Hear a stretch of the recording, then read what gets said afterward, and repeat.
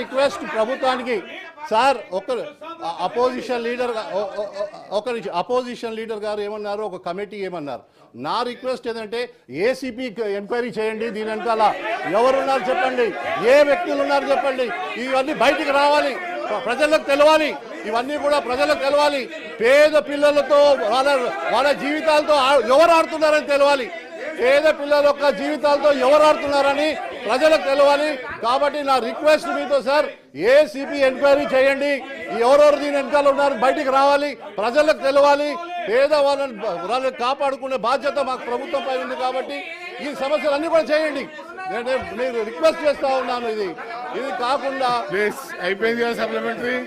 Please కూర్చోండి. Right honourable minister please.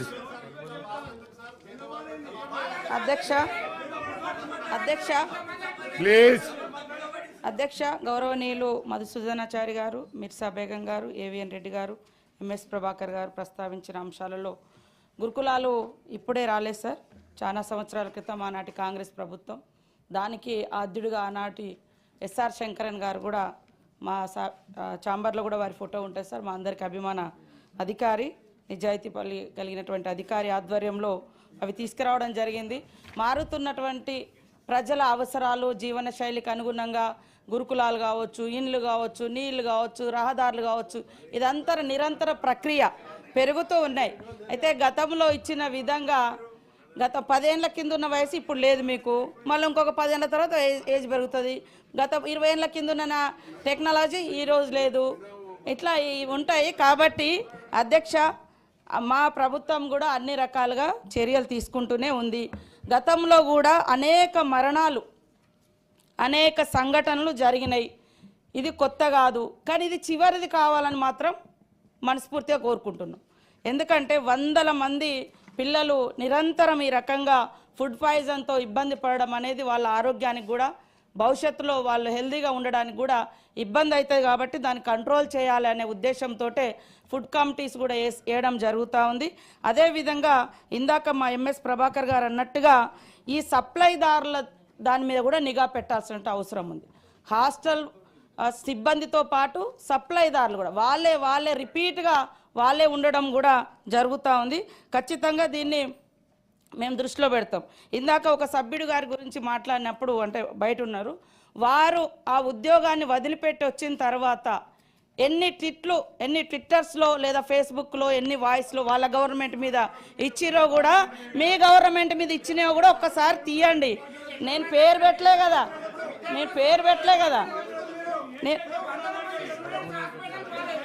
మీ ప్రభుత్వంలో 2014 నుంచి 23 వరకు 70 ఘటనలు మాకు వచ్చినాయి. ఇంకా చాలా ఉన్నాయి.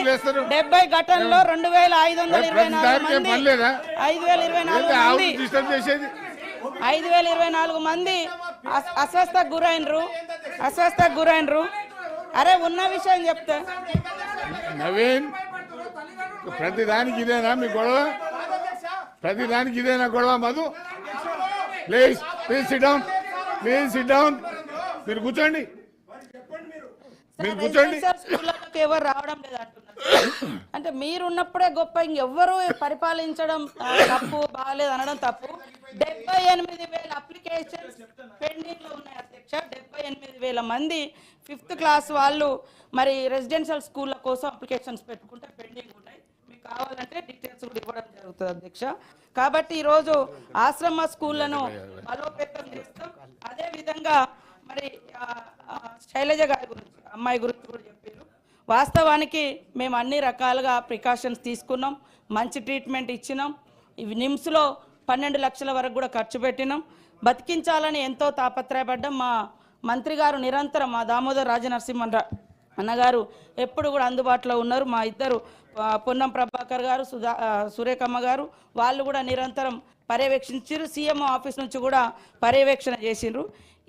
ఈ ఫుడ్ పాయిజన్ కంటే ముందు కూడా ఆమె ప్రైవేట్గా కూడా హెల్త్ చెకప్ చేయించుకున్న దసరా ముందు. ఇది దీపావళి తర్వాత అయింది.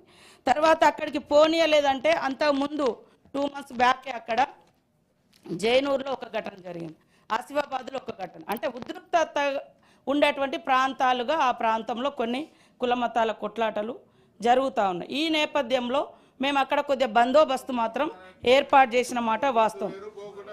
పోకుండా ఎవరిని చేయలే, మీ ఎమ్మెల్యే గారు పోయినరు. అరే మీ గవర్నమెంట్లో నిరుద్యోగ యువకులు చచ్చిపోతే కనీసం తల్లిదండ్రులు కూడా కడుపు నిండా చూసుకొని కన్నీళ్లు పెట్టకుండా చేసిన ఘనత మీది. మమ్మల్ని అంటే ఎట్లా? కాబట్టి పోనీయకుండా మీ ఎమ్మెల్యే గారు పోయినరు, ఆసిఫాబాద్ కాగజ్ నగర్ ఎమ్మెల్యే గారు పోయారు, మీరు కూడా పోయారు. నేను కూడా నిమ్స్ హాస్పిటల్కు నన్ను కూడా రావద్దన్నారు. మేడం ఇప్పుడు సీరియస్ కండిషన్ ఉంది, మీరు చూడొద్దని అదే వారు చెప్పడం జరిగింది. అదే అక్కడ ఉన్నటువంటి పరిస్థితుల రీత్యా అని వాళ్ళ బంధువులు వచ్చిర్రు, వాళ్ళంతా కావాలని రాత్రికి చేసింది ఏం లేదు. ఆ అమ్మాయికి కూడా మా తరపున కూడా కొంత హెల్ప్ చేసినాం సార్ వాళ్ళ కుటుంబానికి. అదేవిధంగా అవుట్ సోర్సింగ్ ఉద్యోగం కూడా వాళ్ళ తండ్రికి ఇవ్వడం జరిగింది, ఇందిరమ్మ ఇల్లు కూడా ఇవ్వడం జరిగింది. మీ ప్రభుత్వంలో ఎంతో మంది చనిపోతే ఒక్కరింటికన్నా మీరు పోయి పరామర్శించిర్రా, హెల్ప్ చేసిర్రా, కనీసం ఒక ఉద్యోగం అన్ని ఇచ్చిర్రా, లేదా ఆర్థికంగా ఏమన్నా సహాయం చేసిర్రా? ఈరోజు మాట్లాడుతున్నారు.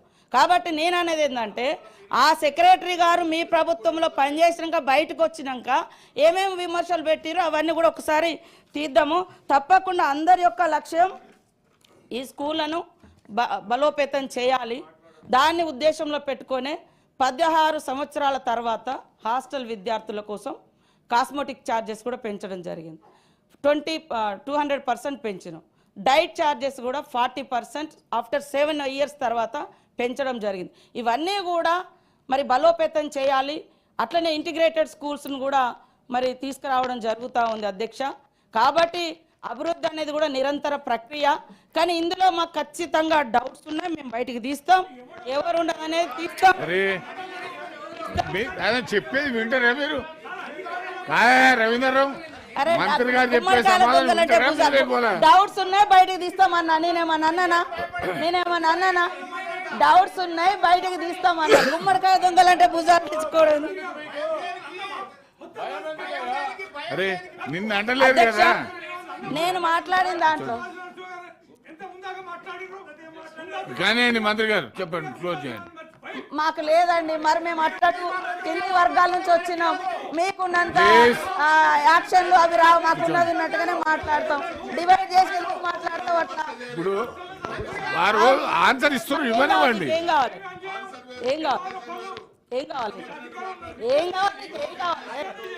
ప్లీజ్ రవీంద్రరావు గారు ప్లీజ్ కూర్చోండి. చెప్పమన్నాడు సార్. మీరు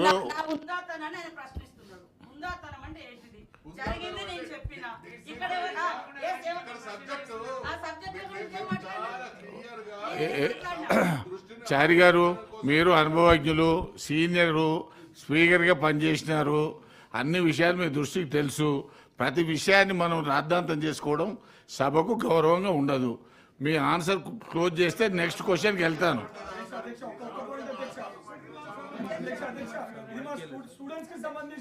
ప్లీజ్, ఇక నేను దీన్ని ప్రొలాంగ్ చేయదలుచుకోలేదు. ఆన్సర్ కంప్లీట్ చేయండి మేడం.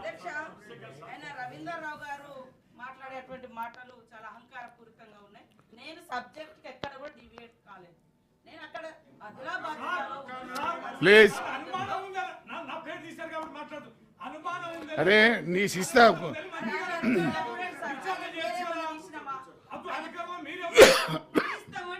మాకు డౌట్స్ ఉన్నాయి, అవి కూడా బయటకు తీస్తామని చెప్పినాం. మీరు ఎందుకంత తొందరపడతా ఉందా?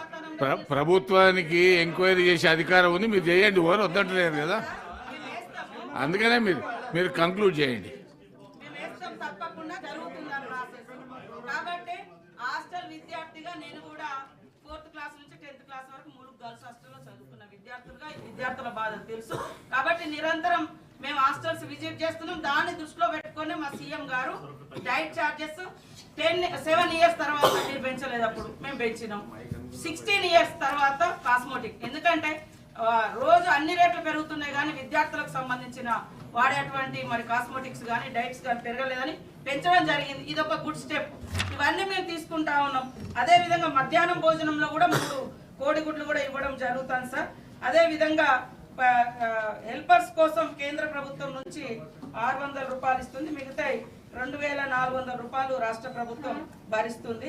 అదేవిధంగా 54,201 మంది వంటవారు పని చేస్తూ ఉన్నారు సార్. తప్పకుండా వాళ్ళకి సంబంధించి మిడ్ డే మీల్స్కి సంబంధించింది కూడా యాక్షన్స్ ఏదైతే ప్రోగ్రెస్ గా మంచి ఫుడ్ ఉండే విధంగా అదే విధంగా వాళ్ళ జీతాలు కూడా ఇవ్వడానికి తొందరలోనే కృషి చేస్తామని అంటే ఇవ్వడం జరుగుతుందని తెలియజేస్తా ఉన్నాం. నేను మరొకసారి కూడా బాధ వ్యక్తం చేస్తా ఉన్నా సార్, నా ఉందాతనం ఎక్కడ దెబ్బతిన్నదో ఈ Please, ఫోన్ ఆయన చేయండి. చెప్పాలి. క్షమాపణ చెప్పాలి అధ్యక్ష మంత్రి గారికి. మేము మాట్లాడితే మీ అహంకారులకు అదే కనబడుతుంది. ఒకవేళ చారి గారు, రవీంద్రరావు గారు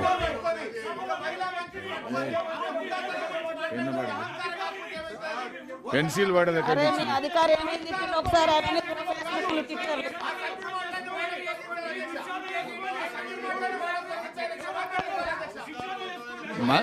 మంత్రి పట్ల గాని ఇతర ప్లీజ్ ప్లీజ్ ప్లీజ్ ప్లీజ్ నేను అధికారి పేరే తీయలేదు, ఆయన ఉచ్చుల పాట వద్దు, నేను అధికారి పేరే తీయలేదు, అధికారి పేరే తీయలేదు. తీసిన రికార్డ్ చూడండి సార్, రికార్డ్ చూడండి, ప్లీజ్ కూర్చోండి, రికార్డ్ చూడండి. అరే కూర్చోండి ప్లీజ్. నేను ఆయన పేరు తీసిన రికార్డ్, ఆయన పేరు తీయలే, ఈయన పేరు కూడా మంత్రి గారు మీరు కూర్చోండి తీయలేదు. కాబట్టి ఆయన మాట్లాడిన మాటలు విత్డ్రా ప్లీజ్ చేసుకోవాలని కోరుతా ఉన్నా. ప్లీజ్. నేను ఒక్క విషయం ఇక్కడ గౌరవ మంత్రి గారి మీద కానీ లేదా గౌరవ సభ్యుల మీద కానీ ఒకరిని ఒకరు అన్పార్లమెంటరీ భాష ఏది మాట్లాడినా సరే మన రికార్డ్స్ నుంచి తొలగించబడుతుంది. Question is over. Next question 4167 మసూదాచారి గారు, శంకర్ రాజు గారు మీది క్వశ్చన్. Honourable minister.